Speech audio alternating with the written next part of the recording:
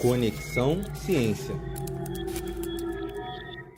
Ser mulher no ambiente acadêmico, especialmente na área da comunicação social, que é uma área que, apesar de não ser dominada por homens, ela ainda tem alguns vestígios das estruturas patriarcais, é um desafio. Então, você tem ali desafios do próprio campo, como as dificuldades acadêmicas em si.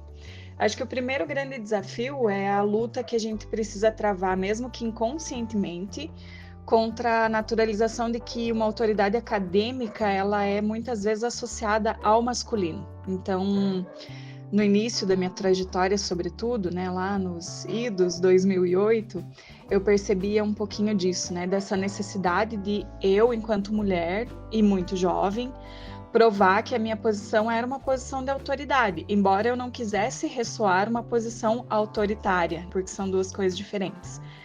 Mas a impressão que eu tinha era que a minha capacidade como docente, ela estava sempre fundamentada nessa posição, e não na minha qualificação, e não na minha capacidade, né? Então era muito mais na aceitação social da minha presença naquele espaço que era muito mais masculino, a figura de autoridade era muito mais ligada ao masculino do que as mulheres, né? E o ambiente acadêmico, muitas vezes, ele é esse campo, né? Um campo de disputas que muitas vezes são silenciosas, e aí essa coisa do preconceito, da desigualdade de gênero, dessa invisibilidade que as mulheres acabam tendo, elas vêm manifestas de diversas formas. Hoje, obviamente, que isso está muito melhor, mas às vezes uma pequena fala ali desacreditando aquilo que você acabou de dizer, ou um homem reformulando o que você disse, sendo muito melhor ouvido do que você.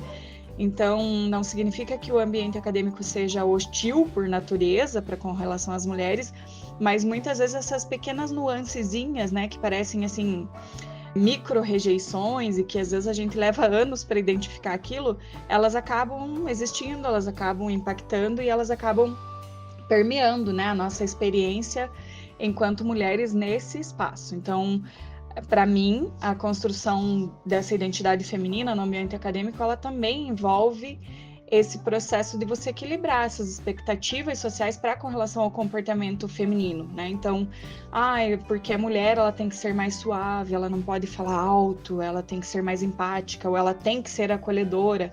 Então, sobretudo no início da minha carreira, eu percebia que o fato de eu ser mulher nessa posição exigia de mim uma firmeza muito maior, muito mais objetiva e até uma certa austeridade, porque é mulherzinha, né? Eu lembro muito da campanha da Always com o Like a Girl, que é bem isso, né? Você pede para alguém fazer as coisas como uma mulher, lá vem alguém fazendo, indo lá para o campo do é tudo sensível, é tudo frágil, então eu sentia um pouquinho disso. Então essa construção dessa identidade acadêmica, no meu caso, exigiu de mim também muita assertividade, muita sensibilidade para eu não ceder a esses estereótipos, para eu não cair na armadilha, por exemplo, de ficar me justificando o tempo todo. As dificuldades que a gente enfrenta são dificuldades que eu acho que são comuns a muitas mulheres na academia, que são essas coisas, desde as coisas mais óbvias até aquelas mais sutis, né? Então, a questão da invisibilidade, postos de liderança com muita frequência são postulados, né, aos homens, essa necessidade de você ter que comprovar essa tua autoridade acadêmica muito mais do que os homens, e também a questão dessa relação dentro dos processos mesmo de aprendizagem, de a gente ter um olhar mais atento a essas questões de gênero, a questão de diversidade, a compreensão dessas relações que são intersubjetivas. Então, a minha carreira tem aí 16 anos, então eu percebi que em vários momentos as figuras acadêmicas masculinas elas predominam bastante, assim, no aspecto hierárquico. Os postos de liderança, sobretudo quando a gente fala em lideranças num ambiente maior do que os departamentais, você vê muito mais a figura masculina do que a figura feminina. Um cenário que tem mudado nos últimos anos, mas que ainda é bastante relevante, que isso precisa ser observado. Além disso, nós temos a questão da sobrecarga de expectativas. Isso é uma realidade que é fato. Como mulher, muitas vezes você se vê desempenhando múltiplas funções, múltiplos papéis, né? Então você é docente, você é pesquisadora, e aí ao mesmo tempo, muitas vezes é exigido de você, já que você é mulher, além de você ser tudo isso, você tem que ser aquela figura materna, acolhedora, empática, algo que eu, quando iniciei minha carreira com 26 anos, eu estava longe de ser, junto do desafio de ter que me provar como, aspas, uma autoridade acadêmica. Então era uma dicotomia ali dentro desses papéis, né? A pressão social que você acaba, inclusive, você mesma se impondo em alguns casos. Então, a percepção de que mulheres mais jovens são mais descoladas, mais próximas do aluno e têm menos autoridade, já estava ali no ar, né? Então eu precisava construir isso de alguma forma que não atrapalhasse o meu processo de troca com os alunos, mas ao mesmo tempo não criasse barreiras para que eles não se sentissem debaixo de um caráter autoritário, que não era o que eu queria. A construção da carreira docente, da carreira acadêmica em geral, ela é cotidiana. É uma carreira que não se acaba nunca. Ela é feita de um processo linear, ela não é um processo definitivo, né? A gente não constrói um cargo, a gente não constrói um posto.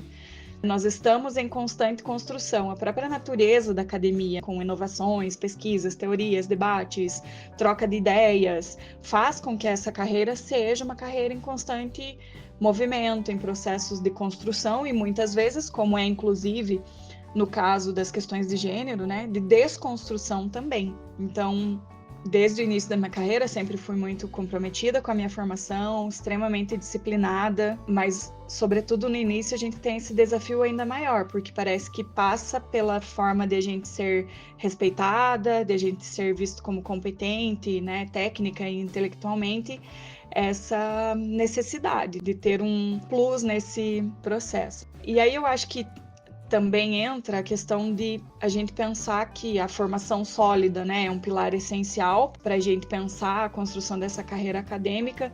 Então, participação em grupos de pesquisa, buscar publicações, se integrar com conjuntos de pesquisadores, se manter ativa, né, com as questões sociais da área da comunicação, que é uma área em constante mutação, em constante movimento, e que a gente precisa estar o tempo todo correndo atrás disso.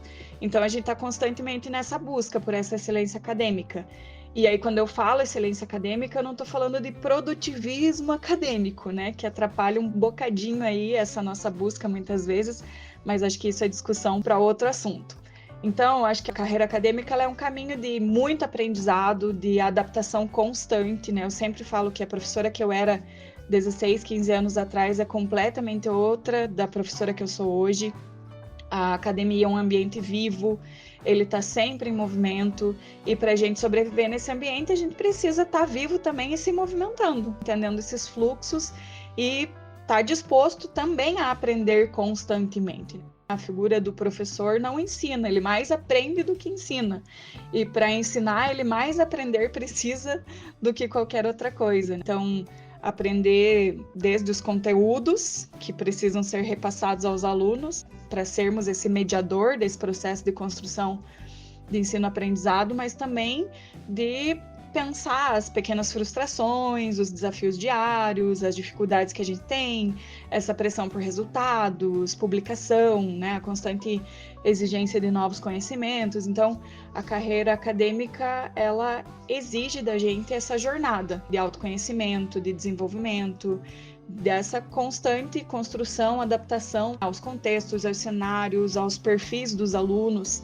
Então, é estar ali o tempo todo atento a essas mudanças e também disposto a mudar. Não adianta eu estar atento à mudança e não querer mudar. A gente não pode ter nunca a síndrome da Gabriela no ambiente acadêmico, né? Eu nasci assim, eu cresci assim, eu vou ser sempre assim, não vai rolar no ambiente acadêmico, né? Serve só lá para música mesmo.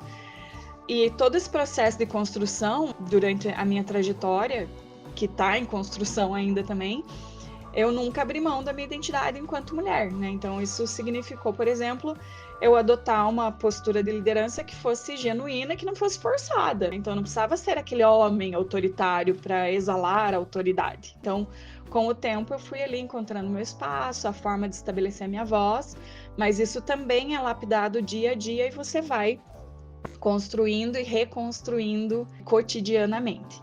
E se eu pudesse dar um conselho para alguma mulher que está começando agora, nossa, essa é uma posição de um peso grande, né, de bastante responsabilidade.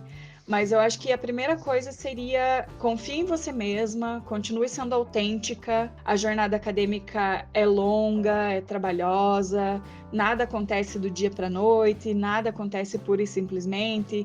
Então, saber quem você é, ter uma base sólida de conhecimento a respeito de você mesma, se permitindo errar, aprender com os erros, crescer a partir deles e começar a lapidar a tua jornada a partir daí, sem deixar que a pressão desse ambiente acadêmico, que é muito competitivo, ou as dificuldades que você encontrar pelo fato de ser mulher, te desanimarem. Eu acho que já é um bom começo.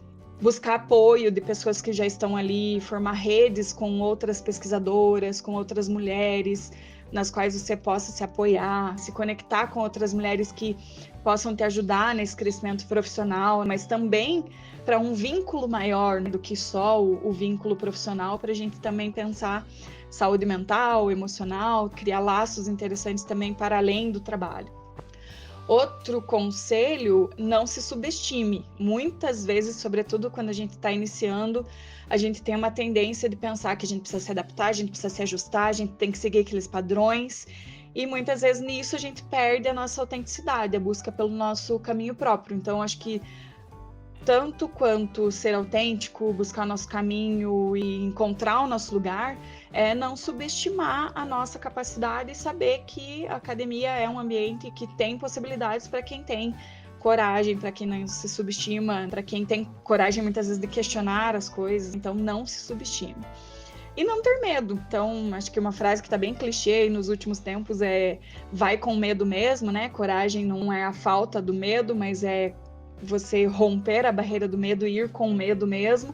Então não tenha medo. Muitas vezes, enquanto mulheres, a gente é ensinada, né, a ser modesta, a não mostrar os nossos desejos de ascensão, a ser comedida, e não é a hora, né? Então é o momento de a gente ter coragem, de a gente ser ambicioso, de a gente mostrar que nós estamos nos espaços que nós devemos estar e nos espaços nos quais nós queremos estar. A trajetória acadêmica eu amo, eu me vejo em sala de aula desde o primeiro dia da minha graduação, sempre falei que eu queria ser docente, mas ela é uma trajetória que é maravilhosa, mas ao mesmo tempo ela é árdua, e ao mesmo tempo que ela é enriquecedora, ela é desafiadora. Então nunca esqueça que apesar dos desafios, cada conquista que você vai ter é resultado do teu trabalho, da tua dedicação e do teu desejo de estar ali e de ser alguém que vai fazer diferença no ambiente onde você está. Conexão Ciência.